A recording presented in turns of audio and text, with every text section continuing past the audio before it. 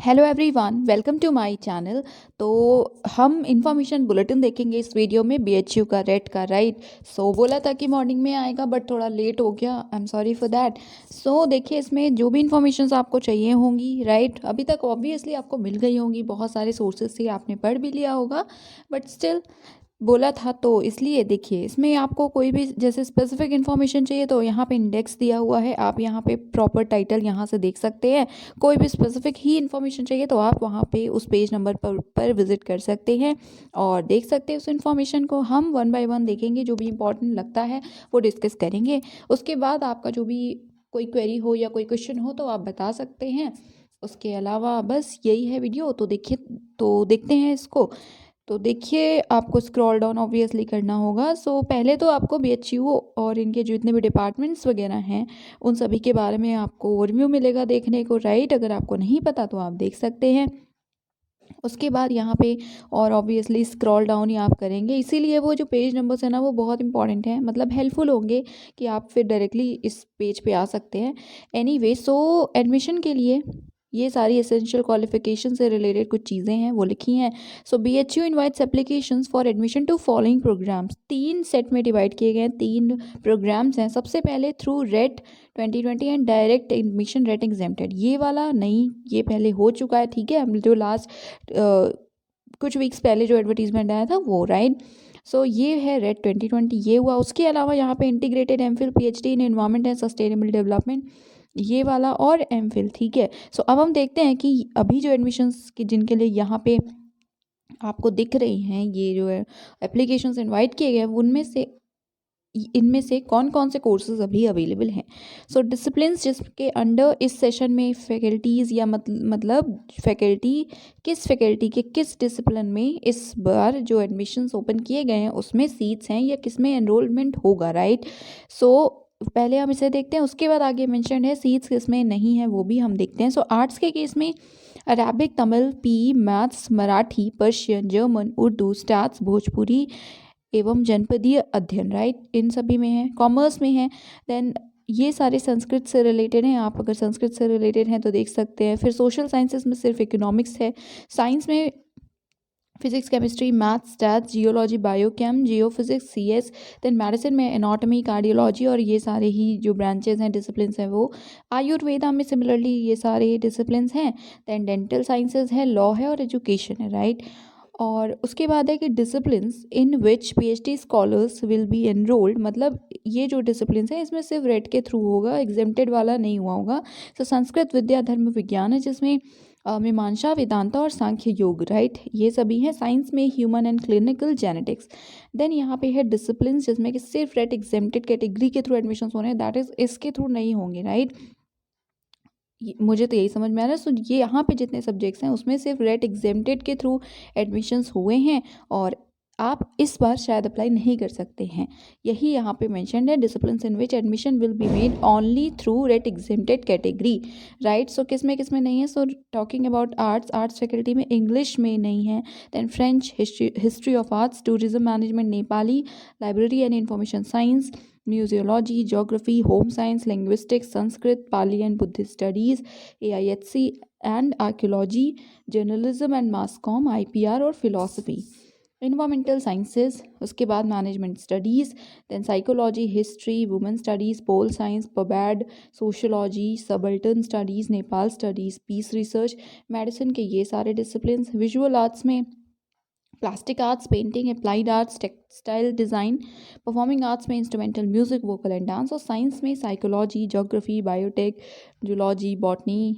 Etcetera. So इसे आप एक बार देख लीजिए, इनमें नहीं होगा। उसके अलावा यहाँ पे है कि जो भी नेट के JRF कैंडिडेट्स हैं या सिर्फ नेट वाले हैं और GATE qualified candidates, they shall be eligible for direct admission without appearing in RET, right. But ये तो एग्जामिशन वाला है जो कि हो चुका है, ठीक है। तो यहाँ पे आप में जो भी अप्लाई करेगा उसे देना होगा, if I am not wrong.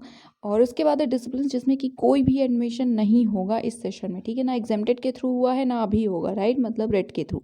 वो डिसिप्लिन्स कौन कौन सी है वो यहाँ पे मेंशन है, प्लीज़ एक बार आप देख लीजिएगा। अगर आप इनसे रिलेटेड हैं तो परेशान मत होइएगा, इस बार होगा ही नहीं। देन यहाँ पे है मेन डिसिप्लिन और जो भी एक मेन डिसिप्लिन से एलिड कुछ सब्जेक्ट्स होते हैं, डिसिप्लिन्स होते हैं, उनका जो कॉम्बिनेशन है वो यहाँ पे गिवन है, राइट। उसके अलावा यहाँ पे बाकी सारे डिटेल्स भी गिवन है कि किस डिसिप्लिन में आपको होना चाहिए, जिसमें पोस्ट ग्रेजुएट हैं आप उसी डिसिप्लिन में होना चाहिए। बट इन केस आपका वो मेन डिसिप्लिन नहीं है तो आप किन किन सब्जेक्ट्स में, किन किन डिसिप्लिन में, एलिड डिसिप्लिन में अप्लाई कर सकते हैं, वो भी यहाँ पे गिवन है। सो यहाँ पे in the sense section C में। उसके अलावा यहाँ पे और भी चीज़ें हैं कि रेट जिसमें नहीं होगा या एलिड सब्जेक्ट कौन सा है, वो सारी लिस्ट आपको अपेंडिक्स फर्स्ट में मिल जाएगी, आप देख सकते हैं। सो आप ऐसे अगर कैंडिडेट हैं जिन्हें मेन सब्जेक्ट नहीं किसी और में अप्लाई करना है तो इस सेक्शन को आप प्लीज़ पॉइंट बाय पॉइंट पढ़ लीजिएगा, इंपॉर्टेंट हो सकता है ये आपके लिए। उसके बाद यहाँ पे है the candidate seeking admission through RET should not select the discipline specified in table 1C and 1D as their preference of allied discipline या मेन। ओके, सो आपको इन सभी डिसिप्लिन को सेलेक्ट नहीं करना है, बेसिकली मतलब ये है, राइट। इसे भी आप देख लीजिएगा कौन कौन से डिसिप्लिन हैं, क्या क्या सेलेक्ट नहीं करना है, एक बार अच्छे से प्लीज़ इसे ध्यान से पढ़ लीजिएगा, ठीक है। और सारे ही लिखे हुए हैं, रुक जाइए थोड़ा सा इसे स्क्रॉल डाउन करते हैं। अब आपका जो भी सब्जेक्ट होगा आप उसे पढ़िए, क्योंकि आप खुद ही सोचिए अगर मैं ऐसे एक एक को पढ़ूँ इन पूरे डिसिप्लिन ब्रांचेस या एरियाज़ को, सो काफ़ी कम्बरसम होने वाला है ये, और आप देखेंगे भी नहीं वो वीडियो, राइट। सो आप एक बार देख लीजिएगा और इसे स्क्रॉल डाउन करते हैं, यस। इसके बाद यहाँ पे है कुछ नोट, ठीक है, इसे भी देख लीजिएगा, ऊपर सेम चीज़ से रिलेटेड है। उसके अलावा आप जो भी एलिजिबिलिटी रिक्वायरमेंट्स इन्होंने बोली होंगी वो फुलफ़िल कर रहे हों तभी अप्लाई कीजिएगा, ठीक है, कॉमन सी बात है। उसके अलावा डिग्री से रिलेटेड है यहाँ पे कि अगर आपने के पास जो डिग्री है MA MSc की वो साइंस है, MA की मतलब आर्ट्स की है तो आप सिर्फ आर्ट्स के सब्जेक्ट्स में दे सकते हैं, साइंस की है तो साइंस में, ये सारी चीज़ें मेंशन है, सब्जेक्ट्स मेंशन है, आप उसे देख लीजिएगा। अब आते हैं एलिजिबिलिटी रिक्वायरमेंट में। सो PhD के लिए 50% मार्क्स चाहिए, ठीक है। यहाँ पे candidate shall be required to have passed होना चाहिए, आप पास होना चाहिए आपको अपना जो क्वालिफाइंग एग्जाम है, राइट, मतलब MA MSc। Securing minimum percentage कितना होना चाहिए, 50%, राइट, 50% मिनिमम। उसके बाद है फैकल्टी वाइज क्वालिफिकेशंस, जिसमें सबसे पहले आर्ट, सोशल साइंस और साइंस के लिए है। सो मास्टर्स डिग्री होनी चाहिए कंसर्न सब्जेक्ट में या किसी एलाइड सब्जेक्ट में, एलीट सब्जेक्ट में। उसके अलावा है कि वुमेन स्टडीज़, पीस रिसर्च, यहाँ पे जितने सारे यहाँ पे सब्जेक्ट्स दिए हैं, आप किसी भी डिसिप्लिन में हैं तो आप एलिजिबल हैं, आप अप्लाई कर सकते हैं। फिर है सबल्टन स्टडीज़ के लिए। सो 1 बाय 1 ये जो सब्जेक्ट है, डिपार्टमेंट है, उनके लिए मैंशन है कि एलिजिबिलिटी क्राइटेरिया, प्लीज़ इसे देख लीजिएगा, ठीक है। अब सपोज़ कि आप ह्यूमन एंड क्लिनिकल जेनेटिक्स में चाहते हैं PhD करना, तो आपके लिए इस पॉइंट में है, तो आपके लिए बहुत इंपॉर्टेंट है इसको पढ़ना, राइट। सो आप देख लीजिएगा यूजुअली या क्वालिफाइंग मार्क्स इन सभी डिपार्टमेंट्स या फैकल्टीज़ के लिए 55% हैं, ठीक है। सो एटलीस्ट 55% मार्क्स आपके होने चाहिए MA MSc या जो भी आपका क्वालिफाइंग एग्जामिनेशन है उसमें। फैकल्टी ऑफ परफॉर्मिंग आर्ट्स के लिए ये सारी क्वालिफिकेशंस हैं, वैसे इसमें भी 55% ही लिखा हुआ है। देन संस्कृत विद्या धर्म विज्ञान संकाय, इसमें भी सेम ही हैं, आचार्य डिग्री होनी चाहिए क्वालिफाइंग एग्जाम में, क्वालिफाइंग मार्क्स 55% हैं। फैकल्टी ऑफ कॉमर्स है, इसमें जो जो आपके सब्जेक्ट्स हैं वो यहाँ दिए हैं, क्या क्या एग्ज़ाम क्वालिफाई होना चाहिए आपको और आप एलिजिबल होंगे, राइट। उसके बाद मार्क्स अगेन 55%। मैनेजमेंट स्टडीज़ के लिए मार्क्स 60% है मिनिमम। देन लॉ के लिए 55%, एजुकेशन अगेन 55%। तो आप 1 बाय 1 प्लीज़ इसे देख लीजिएगा और उसके बाद स्क्रॉल कीजिएगा। एकेडमिक रिकॉर्ड की बात हुई थी, तो टोटल एकेडमिक रिकॉर्ड के मार्क्स कैसे कैलकुलेट होते हैं वो यहाँ पे देख लीजिएगा, ये है बेसिकली फॉर्मूला, इससे होते हैं, राइट। उसके बाद यहाँ पे एग्जाम्पल भी दिया है, एक्सप्लेन भी किया हुआ है। अगेन एक इम्पॉर्टेंट नोट है। सो वो क्या है कि अगर आप अपीयरिंग हैं तो आप दे सकते हैं। सो पहले लिखा हुआ था जो भी, एनीवेज। सो देखिए यहाँ पे फाइनल ईयर में है तो आप अप्लाई कर सकते हैं, अपीयर हो सकते हैं रेट में, राइट। बट काउंसलिंग स्टार्ट होने से पहले, ठीक है, एडमिशन स्टार्ट होने से पहले आपके पास आपके रिजल्ट होने चाहिए आपके हाथ में, राइट। ये कंडीशन है, इस नोट को अच्छे से पढ़ लीजिएगा। और फिर जिन्हें ग्रेड मिले हैं उनके लिए क्या सिचुएशन है, क्या कंडीशन है, वो यहाँ मेंशन है, उसे भी आप देख सकते हैं, ठीक है। फॉर्मूला वगैरह आपको ऑब्वियसली प्रेजेंट करना होगा। एग्रीगेट परसेंट ऑफ मार्क्स की जब हम बात करते हैं तो उसमें ग्रेस मार्क्स भी इंक्लूड होंगे, और जिनके पास ऑलरेडी PhD डिग्री है उनसे रिलेटेड यहाँ पे न्यूज़ है। Then similarly MPhil candidates concern discipline वो भी एलिजिबल हैं, आप अप्लाई कर सकते हैं। उसके बाद इंटीग्रेटेड PhD MPhil के लिए जो इन्फॉर्मेशन है वो यहाँ पे है। क्वालिफाइंग मार्क्स अगेन 55% है। MPhil के लिए यहाँ पे जो क्वालिफिकेशन है वो अगेन सेम है, पोस्ट ग्रेजुएट डिग्री होनी चाहिए, 55% मार्क्स होने चाहिए, राइट। प्लीज़ आप इसे एक बार okay, so I am repeating it again and again. उसके बाद है यहाँ पर रिलैक्सेशंस और रिजर्वेशंस, आप उसे देख लीजिएगा इन केस आप रिजर्व कैटेगरी से आते हैं तो। EWS के लिए भी मेंशन है यहाँ पे, डिसेबिलिटी जिन्हें है उनके लिए भी मेंशन है, स्पेशली एबल्ड बेसिकली। और यहाँ पे रिलैक्सेशन अगेन मेंशन है, फिर है सिमिलर चीज़ें। अब है डिसिप्लिन और उनके हाँ वही मैक्सिमम इनटेक कितनी सीट्स हैं, राइट। सो अरेबिक मैक्सिमम इनटेक 6, रेट लिखा है, मतलब ये जो नोटिफिकेशन आया उसके थ्रू कितना है। ई वाला जो है वो एग्जेम्पशन वाले हैं, एग्जेम्प्टेड कैंडिडेट्स हैं, ठीक है। सो इसे आप मत देखिएगा, इससे मतलब नहीं है, जो इम्पोर्टेंट है वो रेट वाला है, राइट। सो अरेबिक में इट इज़ 6, बंगाली में कोई नहीं है 0, इंग्लिश में अगेन 0 है, देन फ्रेंच 0 0 0, ये सभी 0 हैं, राइट। देन यहाँ पे फिजिकल एजुकेशन है 12 टोटल इनटेक है, यहाँ पे मेंशन है, राइट।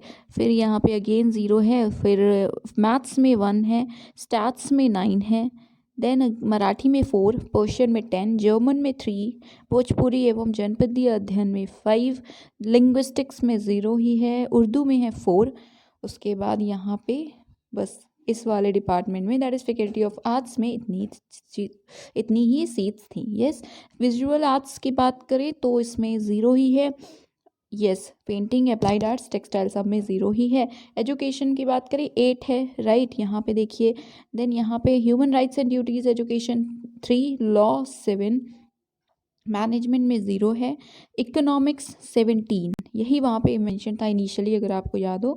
सो इकोनॉमिक्स 17, उसके बाद है हिस्ट्री में 0 ही है, यहाँ पे अगेन पोल साइंस 0 है। सो यहाँ पे बाकी 0 ही है रेट के थ्रू। देन कॉमर्स में टोटल 10 है, उसके बाद परफॉर्मिंग आर्ट्स वगैरह में अगेन सेम चीज़। उसके बाद यहाँ पे संस्कृत से रिलेटेड कितनी सीट्स हैं वो आप देख लीजिएगा, राइट। ऋग्वेद 2, व्याकरण 2, साहित्य 2, शुक्ला यजुर्वेद 4, देन शुक्ल यजुर्वेद बेसिकली, देन कृष्ण यजुर्वेद में अगेन 2, वेदांता 1, देन पुराण इतिहास में अगेन 1 है, देन सांख्य योग में 1 है, न्याय विशेषिका में 1 है। सो सिमिलरली यहाँ पे ऐसे ही है। उसके बाद यहाँ साइंस से रिलेटेड सब्जेक्ट्स हैं। सो फिज़िक्स में 70 है, ऐसा यहाँ पे लिखा हुआ है। उसके बाद है केमिस्ट्री 20, ठीक है। सो एक बार आप अपनी तरफ से चीज़ों को अच्छे से समझ लीजिएगा। देन है मेडिकल साइंसेस से रिलेटेड, फिर मेडिसिन से रिलेटेड सभी डिपार्टमेंट्स के लिए जो इनटेक है वो है। यहाँ पे इन्वायरमेंटल साइंस से 0 लिखा है, इसीलिए ऊपर लिखा था कि कोई भी इनटेक नहीं होगा। सिमिलरली यहाँ पे एमफिल और पीएचडी इंटीग्रेटेड जिन्हें करना है उनके लिए है। देन एमफिल के लिए, एमफिल में सीट सिर्फ सब अल्टर्न स्टडीज़ में है 20। अब यहाँ पे है general notes, then general rules क्या क्या हैं, इससे फॉर्म से रिलेटेड किन की एप्लीकेशन रिजेक्ट हो सकती है, क्यों रिजेक्ट हो सकती है, वो सारी चीज़ें। देन यहाँ पे है डायरेक्ट एडमिशन्स, वो रेट एग्जेम्प्टेड के लिए था, ठीक है। डायरेक्ट मतलब होता है कि बिना एंट्रेंस के, राइट। देन यहाँ पे है structure of research entrance test, ये बहुत इंपॉर्टेंट है अगेन। सो रेट में अगेन 2 सेक्शंस होंगे, जैसे हर एग्जाम में होते हैं पीएचडी वाले 2 section, test A and test B. Test A में subject knowledge, assessment of logical and analytical capability and research methodology होंगी। टेस्ट बी में रिसर्च प्रपोजल और पर्सनल इंटरव्यू होगा, ऑब्वियसली एप्टीट्यूड जो है आपका रिसर्च के लिए उसे देखने के लिए, ठीक है।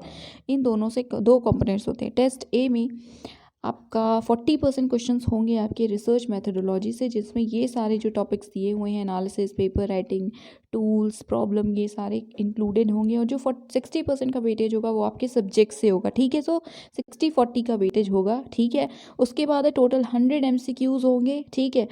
120 मिनट का क्वेश्चन होगा और टोटल 300 मार्क्स का होगा, मतलब एक क्वेश्चन आपका 3 मार्क्स का होगा।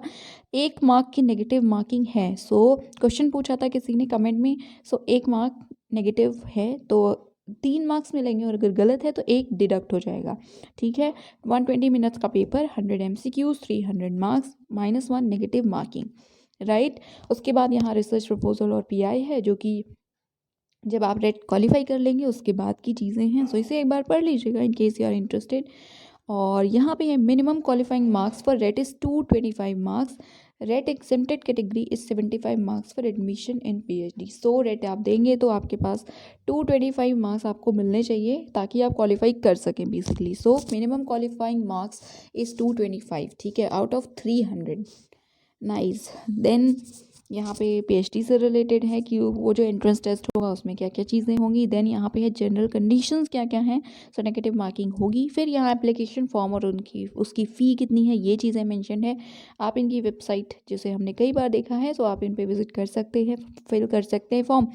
Fees is 400 for SC and ST and 800 for others, right. So 800 है फॉर जनरल एंड अनरिजर्व, बाकी बेसिकली SC ST के अलावा सबकी 800 है। देन ऑनलाइन ही पे करना है। पूरा प्रोसेस सेक्शन के में है, आप उसे गो थ्रू कर सकते हैं।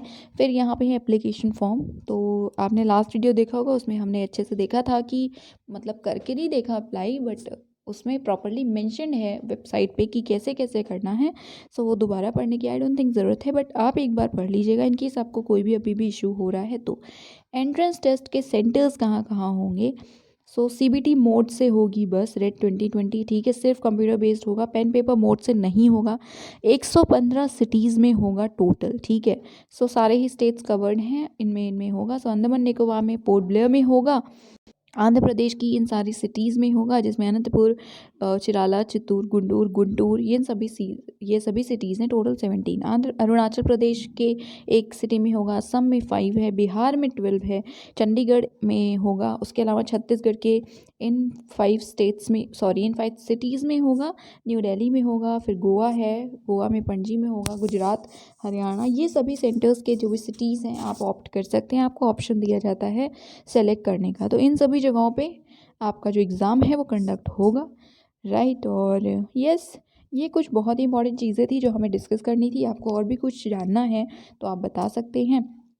यहाँ पे है वही सारी चीज़ें, एप्लीकेशन किसका कैंसिल होगा, ये सारी चीज़ें देख लीजिएगा। और यहाँ पे एप्लीकेशन फॉर्म रिजेक्ट अगर आपका हो रहा है तो उसका रीज़न क्या हो सकता है, ठीक है। मेनली पेमेंट इशू है, या फिर अगर कोई भी आपने गलत तो अभी नहीं वो डिटेक्ट कर सकते, बट कुछ कमी है, इनएडिक्वेट है, कुछ कम भरा है आपने, कुछ गलत भरा है तो भी हो सकता है। तो यहाँ रीजंस देख लीजिएगा। 1 फ़रवरी से स्टार्ट हुआ है ऐसा लिखा है, हुआ नहीं था हम सब जानते हैं, बट 1 से स्टार्ट हुआ है। 22 फ़रवरी लास्ट डेट है। एडमिट कार्ड 12 मार्च को अवेलेबल होगा और एंट्रेंस है 19 मार्च को, राइट। यहाँ पे शेड्यूल दिया हुआ है जो एग्ज़ाम होगा। 19 मार्च को 2 से 4 बजे तक टेस्ट A है, और B तो ऑब्वियसली A जब आप क्वालिफाई करेंगे तब है। वैसे ये अप्रैल में होगा, 2nd वीक ऑफ अप्रैल में, राइट। देन यहाँ एडमिट कार्ड से रिलेटेड नोटिफिकेशन या जो नोटिस है वो सारी चीज़ें लिखी हुई हैं, क्या क्या इन्फॉर्मेशन है। बेसिकली आंसर कैसे करना है CBT मोड में, यहाँ पे वो सारे इंस्ट्रक्शंस गिवन है। इवैल्यूएशन कैसे होगा, ये सारी चीज़ें, राइट। सो ये एंट्रेंस से रिलेटेड है। एंट्रेंस के बाद क्या होगा वो भी प्रोसेस दिया है। एडमिशन का प्रोसेस क्या है वो भी यहाँ पे गिवन है। फ़ी पेमेंट आप एडमिशन के बाद कैसे करेंगे, ये सारी चीज़ें भी यहाँ पे गिवन है। सो यहाँ पे सारी ही चीज़ें हैं। अब हम बात करेंगे फेलोशिप की, राइट। सो जितने भी फुल टाइम रिसर्च स्कॉलर्स होंगे जो रेट के थ्रू आ रहे हैं, राइट, उन्हें अगर कोई भी फंडिंग एजेंसी हमारी गवर्नमेंट की या फिर कोई भी और सोर्स से फेलोशिप नहीं मिल रही है, राइट, उन्हें फेलोशिप दी जा सकती है। May be provided fellowship for his her full residential period, that is 4 years. और यूजुअली 3 ईयर्स की PhD होती है, बट 1 ईयर एक्सटेंड हो सकता है। सो एक्सटेंड वाले पीरियड में मिलेगी कि नहीं वो डिपेंड करेगा, बट 3 ईयर्स आपको श्योर मिलेगी, ऐसा लिखा हुआ है। उसके अलावा रेक्ट एग्जेम्प्टेड कैटेगरी के हैं तो आपको तो मिलती होगी, एल्स आपको भी मिल सकती है, राइट। सो यहाँ पे कुछ इंपॉर्टेंट नोट है, आप इसे देख लीजिएगा। उसके बाद यहाँ पे जो भी अपेंडिक्स वगैरह है, लिस्ट वगैरह है, वो दी हैं। सो कि किस फैकल्टी या किस डिसिप्लिन की कौन सी एलीट सब्जेक्ट्स हैं, ये सारी चीज़ें। और इसमें से अगर आपको कुछ भी देखना है तो आप देख सकते हैं। वैसे तो हमने सारी ही चीज़ें देख ही ली हैं, नहीं देखते हुए भी। सो यहाँ पे एलीट सब्जेक्ट्स प्रॉपरली मेंशन है। सो येस, ये 58 पेजेस की PDF है, हमने वैसे देख लिया है। आपको कोई और इशू है तो आप बता सकते हैं, और वीडियो को लाइक कर सकते हैं, शेयर कर सकते हैं, और चैनल को सब्सक्राइब भी कर लीजिएगा। So that is it, thank you so much.